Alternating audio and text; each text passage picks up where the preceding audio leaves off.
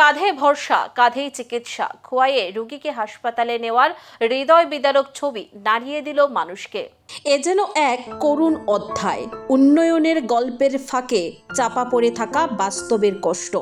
খোয়াই জেলার টিকেটিকে রুট থেকে লালটিলা এলাকার এক মর্মান্তিক দৃশ্য উঠে এসেছে, যেখানে 4 জন মানুষ কাঠের ভার বানিয়ে কাঁধে করে একজন অসুস্থ রোগীকে 3 কিলোমিটার পথ হেঁটে হাসপাতালে নিয়ে যাচ্ছেন। কারণ রাস্তা নেই কোনো বিকল্প পথ। টিকেটিকে রুট থেকে খামারটিলা যাওয়ার প্রায় 3 কিলোমিটার রাস্তার সংস্কার কাজ চলছে, অথচ সাধারণ মানুষের জন্য রাখা হয়নি কোনো অস্থায়ী বিকল্প পথ।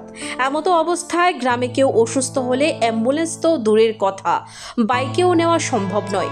দৃশ্যটি শুধু একটি ছবি নয়, একটা গোটা সমাজ ব্যবস্থার এক নির্মম চিত্র। একটা রোগী যার শারীরিক যন্ত্রণা তখন চরমে, আর 4 জন মানুষ কাঁধে ভার নিয়ে হেঁটে চলেছে জীবনের পথে। এই দৃশ্য দেখে যে কারোর চোখে জল এসে যাবে। স্থানীয় বাসিন্দাদের প্রশ্ন, এই কি উন্নয়নের ছবি? এই কি মানবিকতা? আমরা কি এমন এক রাজ্যে বাস করি যেখানে জরুরি পরিস্থিতিতে কোনো ভাবনা নেই? গ্রামবাসীরা জানান, এই অবস্থা নতুন নয়। দিনের পর দিন এমনই কষ্ট করে রোগীদের হাসপাতালে পৌঁছতে হয়।